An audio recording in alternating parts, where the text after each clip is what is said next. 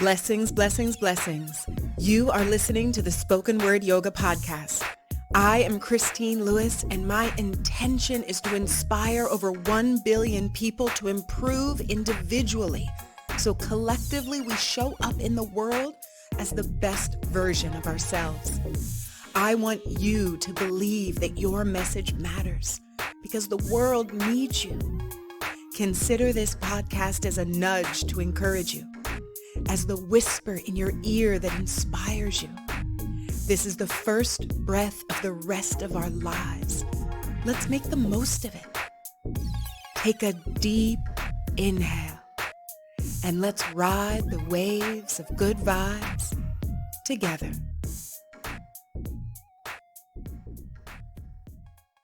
So normally I just focus on positive. Everything has a positive spin on it. I like to use this forum as a means to be able to inspire you to greatness, hoping that there is just something, a seed that can be planted that will give you a little encouragement and inspiration. Well, today I want to talk about loss because we all experience loss. We are all experiencing it differently. The funny thing about loss and that feeling that it creates within us is that some people feel loss and they act out. They're aggressive, angry, nasty even. Others process loss by isolating themselves. They stay in and remove themselves from social situations completely. And it's funny because it just depends on how we interpret the circumstance and interpret the loss. That often dictates how we process it and how we show up in the world while dealing with it. Whether it's, the loss of a relationship, loss of a loved one, loss of a job or a comfortable space that we were in, change a lot of times is interpreted as a loss because we're forced out of whatever the comfort zone was that we were in the first place. So especially during the holidays and birthdays and times when we might be reminded of the loss, it can just bring up feelings that we might not be mentally prepared to process in that moment. I like to put a positive spin on everything, thinking that everything that comes into our space in our life is there to teach us something. So even in those moments that seem really catastrophic and confrontational, there's, something we can take away from it so that it's not just a loss that's pulling something out of us, that in some way it's going to inspire something within us. So depending on what the circumstance is, depending on how your day is going, I often kind of joke that all of us are one circumstance away from being emotionally unstable. I mean, you think about it. You can be driving along and somebody cuts you off in traffic, and we've all seen people who become immediately emotionally unstable. Somebody could be inconsiderate or, insult us, and we become emotionally unstable. All it takes is for somebody to say something negative or nasty to you to provoke you. And, we can turn into an explosion of emotions. Literally one situation setting off a bomb of emotions within us that turn us completely upside down. So, when you think about the experience of loss, that's a sudden thing that happens. It's always, very rarely is it expected. It just comes into our space, forces us to deal with something brand new immediately, whether it's somebody passing away or ending a relationship or being fired from a job, being injured in an accident. It's like we're being tested. It's like we're being thrown into emotional waters, turbulent waters, and we got to figure out how to float. And not just float, but how to continue to make progress and move along in our lives to allow ourselves to continue to be productive, even in the face of the loss. And, nobody's prepared for a drastic emotional shift. That's why it invokes such drastic differences in emotions, whether we're the person that experiences loss or experiences something and we show up angry and aggressive and hostile, or whether we're that person that just completely shuts down. It's this drastic extreme in how we process the emotions, the loss, that greatly impacts and influences how we show up in the world. So we want to be in a space where we're at the very least comfortable with whatever emotional space we're currently in, because we're assigning emotions to our experiences. I often say that, the only evidence we exist are our emotions. The only evidence of anything that's ever happened in our lives are the emotions we assign to that circumstance and experience, because that's what we remember when we look back on things is the emotion. We feel the feelings. So the feelings are so tangible, they're so real, that even if something happened to us in the past, by putting ourselves mentally back in that space, it seems like that situation, circumstance that we're in it again. We feel the emotion again. We relive it over and over again if we choose to. So we want to be mindful of the emotional space that we're creating for ourselves, assigning an emotion to the experiences that we want to replay over and over again. That's worth reflecting on. Because whether we choose happiness or complacency, misery or ecstasy, whether we choose to live life thinking that the glass is half full or half empty, when you think about it, who does that really affect? Who does it really impact? Us. And certainly how we show up in the world, it impacts our relationships. It impacts how we interact with strangers. It impacts how compassionate and empathetic we are. When we do see somebody else who's struggling and feeling pain, what is our response to that person? When we know that we've felt something before, when we're aware of our feelings, it's easier for us to connect with others because we're all feeling the same thing. So the irony of loss is that when we feel that emptiness, that loneliness, we're not alone. Everyone around us has felt it at some point, and it hopefully is a reminder for us to be more compassionate when we see other people struggling, when we see somebody else who needs a little support or encouragement. We are reminded how we felt, and then hopefully can tap into that to support and encourage and inspire others. I always think that our work is to improve our perspective, to gain awareness, to use the circumstances in our lives to help us show up better in the world.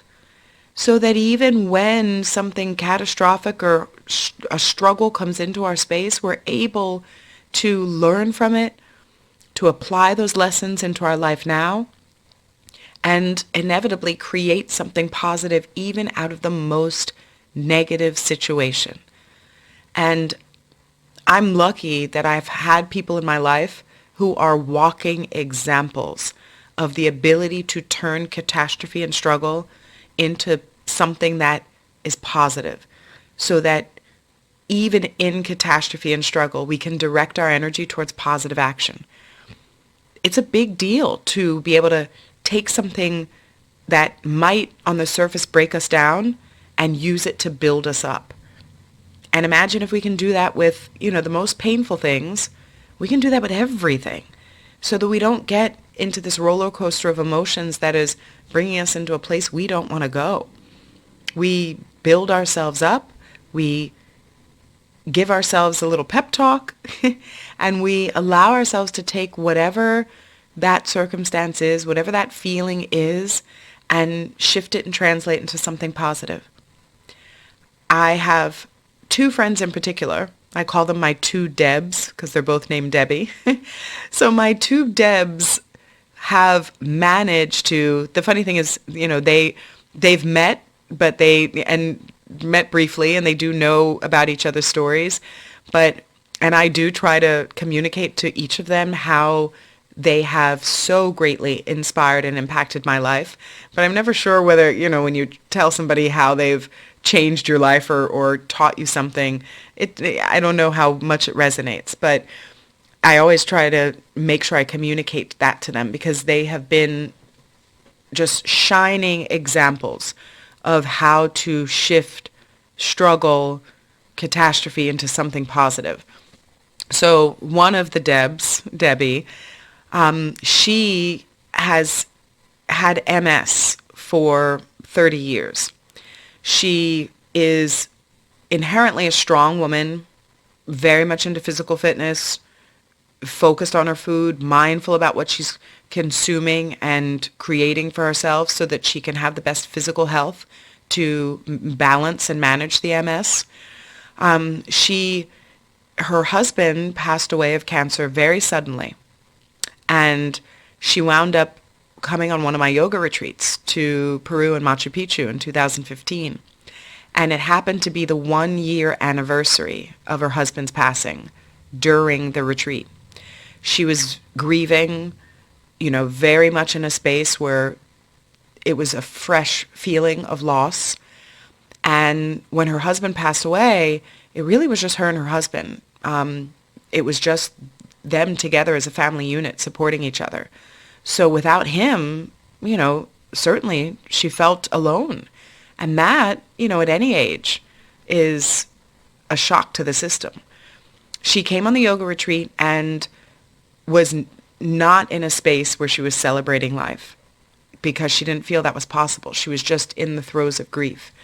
And she managed, during the course of the time in Machu Picchu, which is always one of my favorite places to go in the world, because the spiritual significance of the space, the fact that, people came together and built a civilization in the sky, that's something that can't help but inspire you to show up better in the world and to tap into your strengths and use that, as something tangible that you can build connection and relationships with others. She managed to do that. One of the hikes, we hike up Machu Picchu Peak, and it's the best and most amazing view of Machu Picchu because it gets you up so high, you're in the clouds, it's magic. But it is a strenuous hike, and with MS, certainly strenuous, the altitude, certainly strenuous, and then too, not having the certainty that she'd be able to do it. And the night before, she wasn't going up that mountain. She was happy just to sit in the town waiting for the rest of the group to go up. The morning we were scheduled for the hike, she came to me and she said, "I'm climbing up that mountain."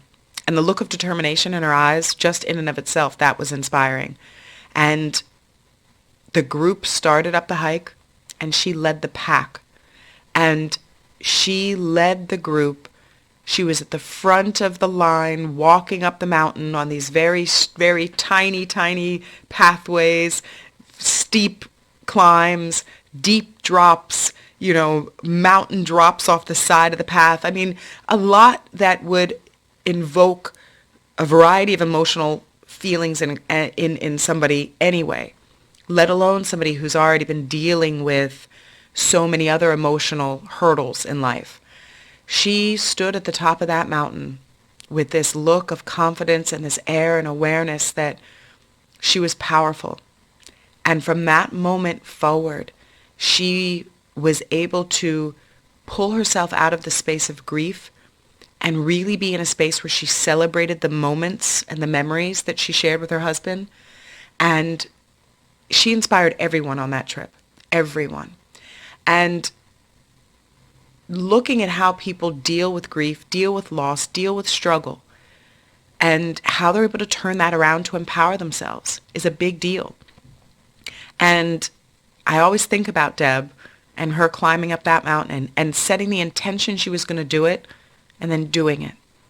And knowing that if she needed it, she did have the support of the group, but she just set the intention and used that to fuel her to get up that mountain. And it's hours and hours climbing up and getting up to the top and feeling that feeling of triumph that you've conquered something, that you've been victorious over something. That, in the course of literally one day can change the way we feel about life. My other friend, Debbie, she is the epitome of strength, grace, power. She has 2 twin daughters, and one of the daughters passed away of melanoma cancer. And the irony is that her daughter had already set up a foundation to help other people who were diagnosed. And she was at the cutting edge, the forefront of all this brand new research. She signed up to be the guinea pig for treatments that hadn't been tried before or hadn't been perfected. And she just had this spirit of make the best of it. And her mom, once she passed, took the torch of that foundation and built it up into this amazing movement to get funding for cancer research, to promote awareness, to use her daughter's legacy as something that was able to save the lives of so many other people, whether it was through the education and the knowledge about melanoma cancer, and then the research that goes into treating it, giving people a place, an outlet, so that they didn't feel alone, and to be able to see her channel that grief into something so powerful that is now a movement. I mean, they've now have wings of hospitals named after her daughter. And this is not that long ago. This is, in the course of a 5-6 year period where, the shift of loss to building something that now is a legacy of her daughter's life that is beyond anything that would be imaginable in the midst of the grief. So I tell these stories, I think about my two Debs, because they're shining examples of the ability to channel grief into purpose, to be an examples to others of exceptional living. Like, how can we show up big, show up better, show up with more purpose and focus in building up the people around us? I mean, I think that's such a big deal. And I love to look at the people around me as an example, and then to make more of an effort to be an example on my own, so that we don't get stuck in the loss and the grief, and we don't get stuck in the anger, the resentment, the bitterness, the guilt, whatever things go along with those, the tragedy that might come into our space, the loss. But instead we shift it and we use it to improve our perspective, to gain awareness, to learn something from the circumstance that we can apply to make things better over time for ourselves and others. We choose the energy that we create, the emotion we show up with. We choose to be a source of positive energy, a source of love, compassion. We are the source of energy in our space, and we're feeding into a system that is dependent on our light and energy. If we show up in a room with darkness, pessimism, anger, resentment, hatred, everyone in that room feels that gray cloud that hovers around us. But if we show up as beams of light, if we show up even in the darkest of circumstances as the light, we can change the outcome. We can improve the energy. Now, certainly the catastrophic circumstances, I understand it's hard to, be excessively happy. I'm not suggesting that. I'm not saying that we have to be excessively happy in the face of catastrophe. But what am suggesting that, we can show up better. We don't want to be a cheerleader at a funeral. That's not what I'm saying. What I mean is that showing up, giving positive affirmations, encouragement, and support goes a long way. Kindness, just in of itself, is a ray of light. It's offering something, putting something into people's space that changes the way they feel about themselves in the world. And that is huge. So just thinking about how we can shift our perception of circumstances so we create something more positive, so that we walk in this life in the light, that even in the face of loss, we're able to shift that feeling of emptiness, loneliness, loss into something that is more productive, positive, that allows us to show up better in the world. Maybe it's even expressing that feeling of loss that we've had to somebody who we know is going through it as well, so that they don't feel alone, so that they realize that it's not forever. This loss is not forever. It's just a moment in time. We have the ability to come out on the other side as a new and improved version of ourselves. So being able to enhance and enrich the lives of the people we touch, even when we're experiencing loss, I think is a huge testament to the way that we deal with it, the way we process it, and the way we move through it. And I do believe that each of us has the ability to, show up in a way that even when times are tough, even when there's circumstances that are overwhelming, even when the holidays remind us of the fact that the person we had isn't there anymore, even when the birthdays come around and, we wish we had them to celebrate with, the memories are there. That's always going to be there. And it's those precious moments, those precious memories that fill the heart space, that fill the space that, otherwise would be filled with loss, would be emptiness. But it doesn't have to be. We have an alternative. And so I encourage you, if you see somebody who's struggling, see somebody who's processing loss, to tap into those moments where you felt it yourself and then try to show up in their lives in a better way so that we can support each other more, encourage each other more, empower each other more. And just knowing that we've all felt it, we all experience it, and the fact that we know how it feels means that we can show up as a support system for someone else who's feeling it now. And that's the work. So, maybe think of my two Debs and, their ability to shift their circumstances into something more positive.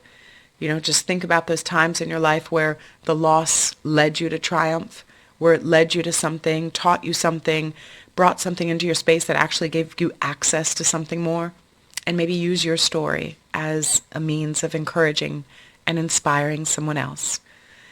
So it's not always loss.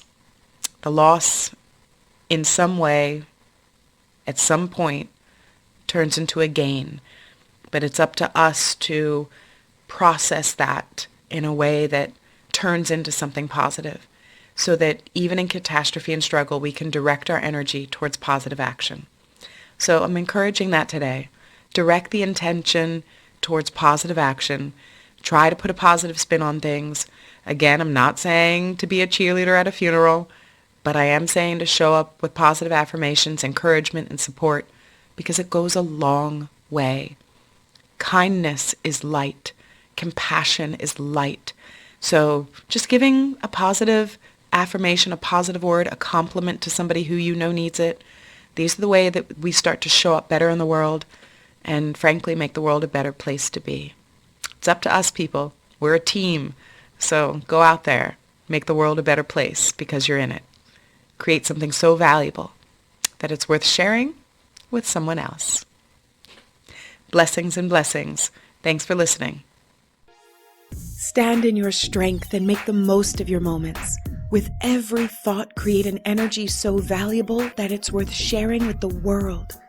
Follow Spoken Word Yoga on YouTube, Instagram, TikTok, Facebook, LinkedIn, Pinterest, and Twitter for daily positive affirmations. And prepare to change the world, one action at a time. Blessings, blessings, and blessings. Spoken Word Yoga. Namaste.